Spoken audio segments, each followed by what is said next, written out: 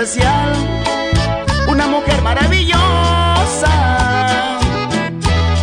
Su cuerpo era sensual, su boquita para mí era la más hermosa.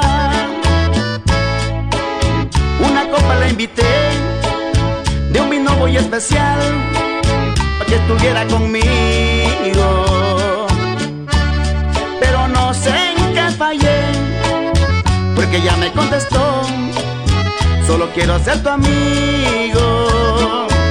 De ahí me regresé, yo ya no quise seguir ilusionando mi destino, porque la copa que le di era mucho para mí y muy poco para ella.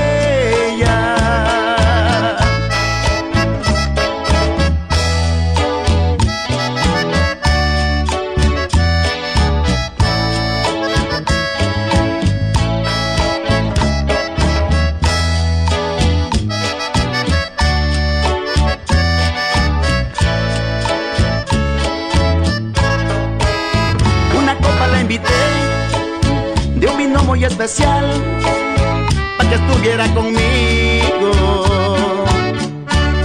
pero no sé en qué fallé, porque ella me contestó: solo quiero ser tu amigo.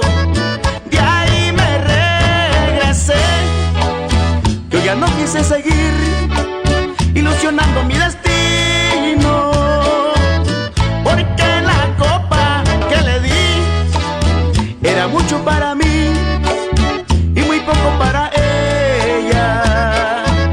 De ahí me regresé, yo ya no quise seguir ilusionando mi destino.